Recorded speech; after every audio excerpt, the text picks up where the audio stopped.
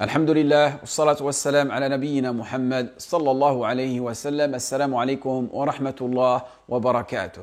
Dans cette vidéo, nous allons essayer de répondre ensemble à une question importante, une question éminente que beaucoup de musulmans se posent de nos jours. C'est est-ce que je dois rattraper mes prières? Une personne qui a délaissé la prière pendant une période déterminée, est-ce qu'elle doit la rattraper, oui ou non? Avant de répondre à cette question, il est important de faire la distinction entre une prière délaissée d'une manière volontaire et une prière délaissée d'une manière involontaire. Si c'est la première fois que tu te retrouves sur cette vidéo, n'hésite pas à t'abonner à la chaîne et activer la cloche pour recevoir toutes les notifications. Comprends ton dîne risque de sortir prochainement. Je me présente, je suis Hamid, je suis le fondateur de cette chaîne-là qui a pour but de faciliter la compréhension de notre noble religion. Donc pour revenir à notre sujet, comme je vous ai dit tout à l'heure, il fallait bien faire la distinction entre ces deux caractéristiques-là. Nous allons commencer par celui qui a délaissé une prière d'une manière involontaire. Il a oublié cette prière-là. Il a été rapporté par l'imam Bukhari et l'imam Muslim que celui qui oublie une prière ou qui dort avant l'accomplissement de cette prière, sa seule expiation est de l'accomplir quand il s'en souvient. D'accord?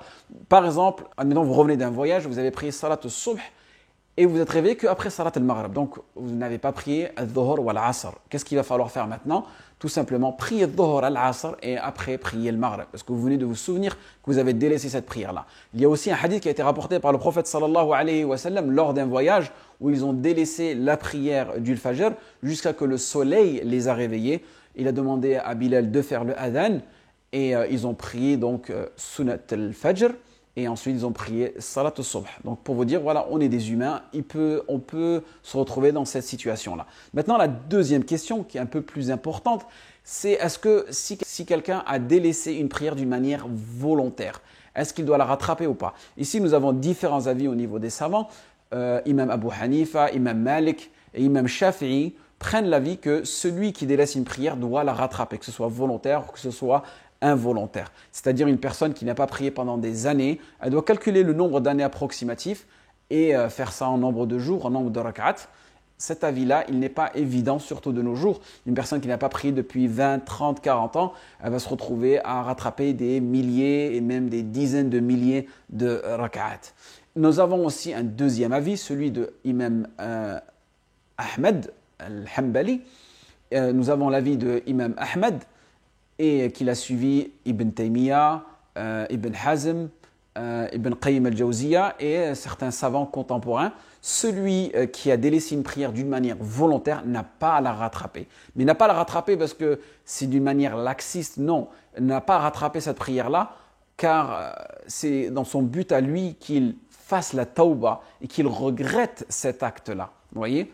Que cette prière, même s'il la rattrape, elle n'est pas acceptée, étant donné que la prière, il ne l'a pas faite à l'heure, et la prière, elle est prescrite dans des heures précises. Donc cette prière-là, ça y est, il n'a plus à la rattraper. Ce qu'il doit faire, il doit faire une tawbah sincère, tawbah nasuha, car il va regretter cet acte-là. Et cette méthodologie, elle est beaucoup plus simple pour les musulmans d'un côté, car voilà, il n'a pas rattrapé cette prière, mais aussi, elle est très éducative. C'est-à-dire que tu te dis maintenant, ah oui, la prière, c'est quelque chose vraiment d'important. C'est voilà, si je la rate, je ne peux pas la rattraper. Donc ça va, on va dire, turabbi nafsak, ça va éduquer ton nafs à bien respecter les horaires et à bien respecter la prière. Et à cela s'ajoutent beaucoup de hadiths, beaucoup de ayats. Le prophète sallallahu alayhi wa sallam nous a dit, le pacte qui existe entre nous et eux, c'est la prière. Celui qui l'a délaissé, il a mécru. Nous avons aussi une ayat, vous connaissez tous, waylul lil musallin alladhina hum an salatihim sahun. Malheur à ceux qui, en faisant la prière, l'exécutent sans conviction et s'en laissent distraire. Et ici, s'en laissent distraire, sahoun. L'explication de cette ayah, ce n'est pas vous ou moi qui allez faire l'explication. C'est Ibn Abbas radiyallahu anhu qui nous dit ceux qui la retardent après le temps fixé. Et aussi, il a été rapporté par différents sahaba que le plus grand des péchés après la mécréance et l'associanisme, c'est le fait de retarder une prière prescrite. Ma ghadiba Rasulullah sallallahu alayhi wa sallam ghadaban ala ahadin hinama yukhalifu at-tawhid wa yutraku as-salah. C'est-à-dire le prophète sallallahu alayhi wa sallam ne s'est jamais mis fortement en colère envers une personne seulement dans deux cas, lorsqu'elle délaisse le tawhid ou est-ce qu'elle délaisse la prière. La prière, elle est obligatoire pour tout musulman.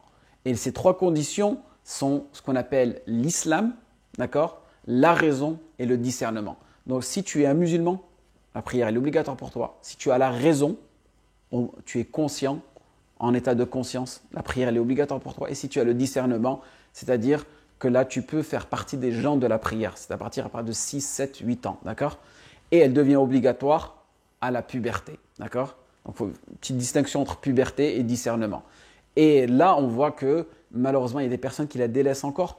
Peut-être c'est une mauvaise compréhension de la religion ou peut-être pour toute autre raison. Et c'est pour ça le but de cette vidéo, c'est vraiment d'essayer de revenir vers Allah subhanahu wa ta'ala et essayer de comprendre les conditions, les obligations de cette prière et aussi toutes les vertus qu'il peut avoir dans la salat.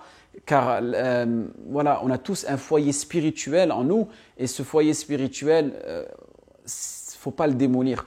Et l'une des manières de démolir ce foyer spirituel, c'est d'abandonner la salat. Parce que la salat est un pilier.